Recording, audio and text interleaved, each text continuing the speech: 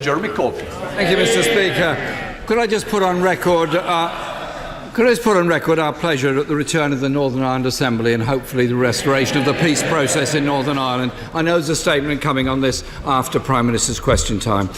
Can the Prime Minister let the British people know why, after almost 10 years of Tory government, patients are waiting longer for essential NHS care, whether it's in A&Es, on waiting lists or for a GP appointment? Mr. Speaker, we are investing record sums into the NHS, and I think indeed the House should be very proud today that we are passing the NHS funding bill, which will guarantee such funding not just this year but into the future. Well, passing legislation that will guarantee underfunding of the NHS, yes. Mr. Speaker, the number of patients waiting more than 4 hours in A&E is now at its highest on record for the second month in a row. We've had months of promises, but people need action. There probably isn't a family in the United Kingdom which hasn't been affected in some way by cancer. Yet last year we saw 1 in 4 patients waiting more than 2 months for the start of their cancer treatment. How many more patients will face what are life-threatening delays because our NHS is understaffed and underfunded?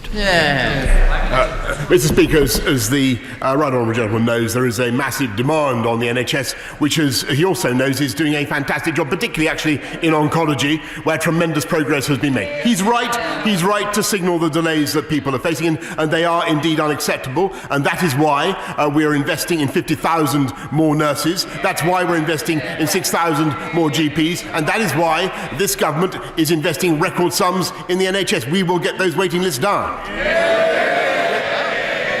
20,000 of those 50,000 already work for the NHS, actually, Mr. Speaker.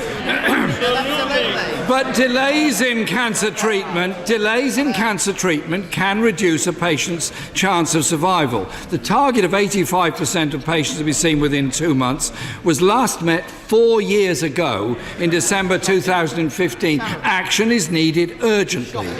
Last week we heard the heart-rending case of a 92-year-old RAF veteran in Leicester who had to go through the indignity of waiting almost 12 hours on a hospital trolley because there were no beds available. I want the government to apologise to him and many others, but to explain why, despite the extraordinary efforts of NHS staff all over the country, over 2,000 patients had to wait more than 12 hours before they could get into a hospital bed last month alone. Well, Mr. Speaker, as he's right to highlight the case of the RAF veteran, and I think everybody in this House will have every sympathy for people who have a bad and unacceptable experience in the NHS, and we all share that. On the other hand, I would say that most people in this country, most patients of the NHS, have a fantastic experience of our healthcare, and we should pay tribute to our nurses and our staff. And the hospital he mentions, the hospital at Leicester, is one of those which, as he knows, we are rebuilding under this programme. 14 new hospitals, 20 upgrades under this Conservative government. The A&E has already been rebuilt in Leicester, actually, I understand it. The problem is the Prime Minister promised 40 hospitals. In reality, it was 20, then it became 6. Mr. Speaker, this issue of people waiting in trolleys is a very serious one. The number doubled in December and now at its highest ever level on record.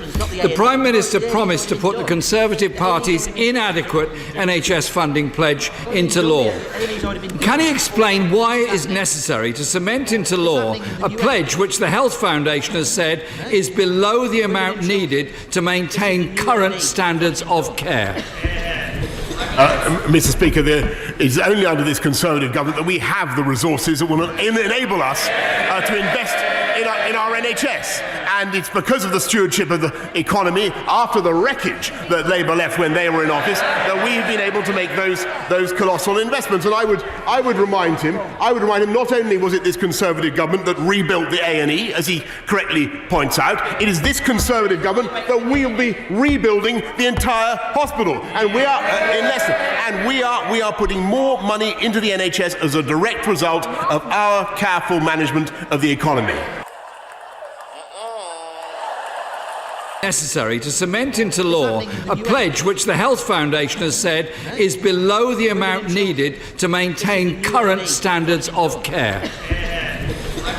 Mr. Speaker, it is only under this Conservative government that we have the resources that will enable us to invest in our NHS. And it's because of the stewardship of the economy after the wreckage that Labour left when they were in office that we've been able to make those colossal investments. And I would remind him, not only was it this Conservative government that rebuilt the A&E, as he correctly points out, it is bullshit. Rebuilding the entire hospital, and we are putting more money into the NHS as a direct result of our careful management of the economy. Hospital tested, clinically proven bullshit, but bullshit nonetheless. Jeremy Corbyn. Well, I understand another hospital has been closed to pay for it, Mr. Speaker. The question is, why would the government need to put into law an inadequacy of funding for our National Health Service? Health professionals have said the NHS needs more money than the government is saying in order to keep patients safe. It's now been almost 3 years since the government promised a green paper on social care, and 7 months since the Prime Minister himself stood on the steps of Downing Street and said he had prepared a clear plan to fix the crisis in social care. Well, what's the hold-up? Where's the plan?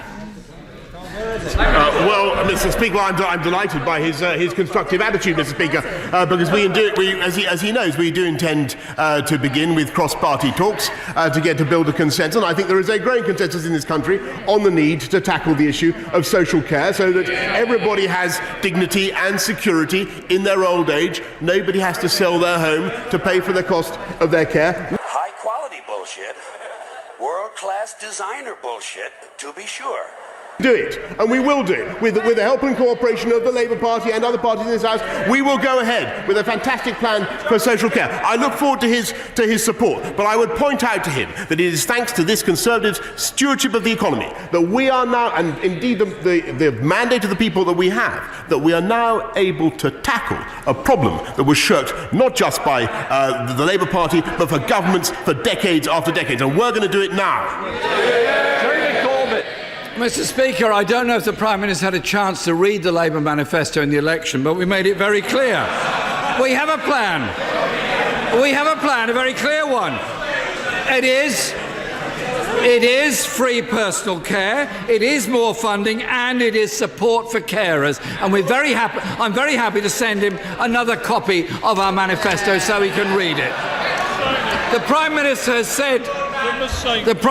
has said many times he's going to put this NHS funding issue into law. But all this gimmick means is even longer waiting lists, more delays for cancer patients, and more A&E departments bursting at the seams, while patients continue to suffer while he continues to provide excuses. If he's really committed to fixing the crisis his government has created over the last decade, he should end the empty rhetoric and back our proposals to give the NHS the funding it needs, rather than putting into law an insufficiency of funding. The NHS is our most precious national institution. Fund it properly, that everyone can rely on it, those that cannot afford private health care. Well, Mr. Speaker, I'm delighted he's still fighting on the manifesto that he submitted to the attention of the British people at the last election. I think it was pretty clear what they thought of it, what they thought of the credibility of the promises that he made. But it was also clear what they thought of what we're going to do, because they see that we are the party of the NHS, Mr. Speaker. They see that it is this government that invests in hospitals, in schools, in policing, in bringing crime down. And that is because it is this government whose careful stewardship of the economy has led to record employment, record low unemployment, which delivers the tax revenues that enables us to pay for the whole of society. Whenever Labour is in office, Mr. Speaker, they wreck the economy and they put unemployment higher and make us less able to pay for great public services. We're taking this country forward, they would take it backwards.